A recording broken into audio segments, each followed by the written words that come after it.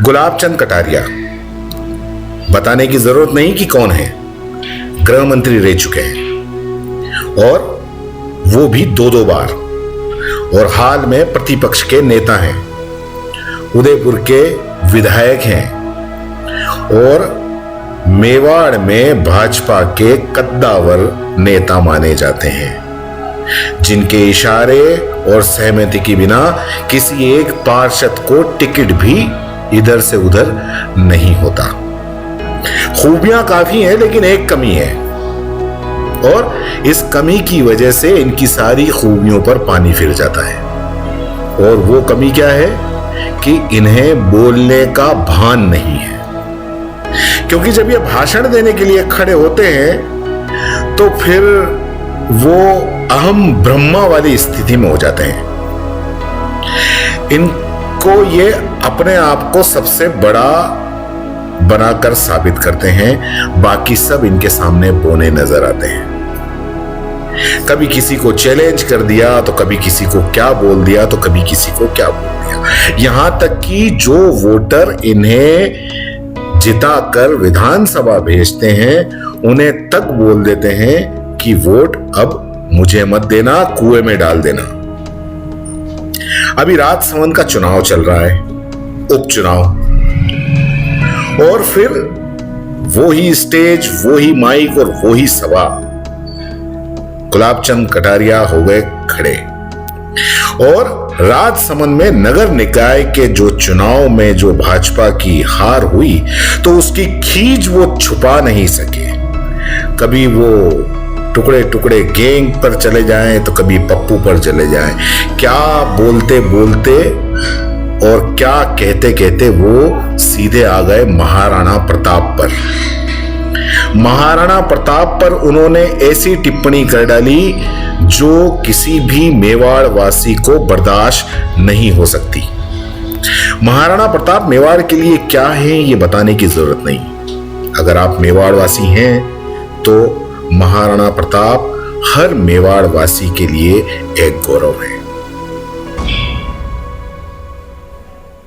महाराणा प्रताप का नाम अगर कोई भी लेता है तो पूरे सम्मान के साथ में लेता है।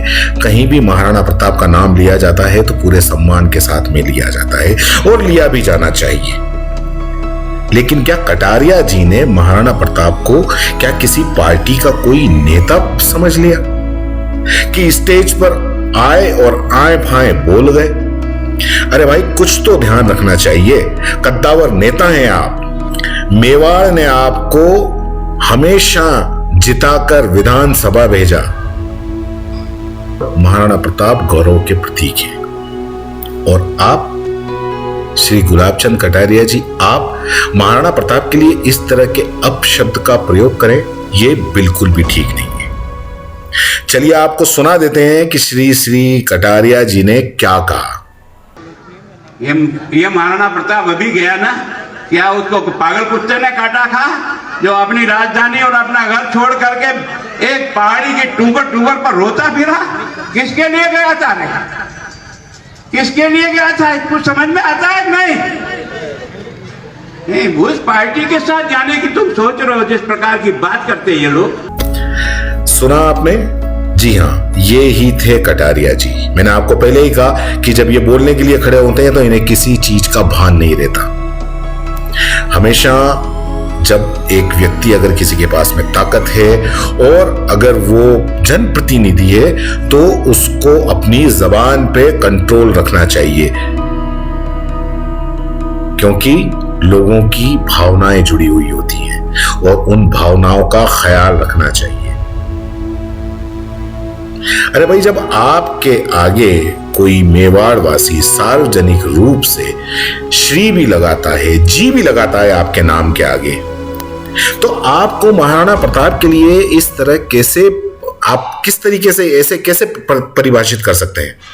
आप महाराणा प्रताप की हमेशा दुहाई देते हैं, चुनाव में महाराणा प्रताप का नाम लेकर चुनाव जीतते भी हैं, तो आपको उनका नाम इज्जत से लेने में कहां परेशानी है? जिस तरह की टिप्पणी और जिस तरह से आपने महाराणा प्रताप का नाम लिया, क्या ये कोई भी मेवाड़वासी बर्दाश्त करेगा नहीं करेगा, और हो भी यही रहा है। और अब श्री गुलाब चंद कटारिया के खिलाफ लोगों का गुस्सा सोशल मीडिया पर निकल रहा है और निकलना भी चाहिए। आपकी इसमें क्या राय है, कमेंट करके जरूर बताएं और हमारे चैनल को सब्सक्राइब जरूर करें। धन्यवाद। जय हिंद, जय भारत। सीबीसी न्यूज राजस्थान की यह खबर आपको कैसी लगी, नीचे कमेंट करके जरूर बताएं। अगर आप YouTube पर देख रहे हैं तो सीबीसी न्यूज का चैनल सब्सक्राइब करिए, पास में दिख रहे बेल आइकन को भी दबाइए, ताकि जब भी हम आपके लिए कोई खबर, कोई जानकारी लेकर आए तो सबसे पहले आपके पास नोटिफिकेशन पहुंचे। अगर आप Facebook पर देख रहे हैं तो सीबीसी न्यूज का पेज लाइक करिए। अगर आप Instagram पर देख रहे हैं तो आप हमें फॉलो कर सकते हैं।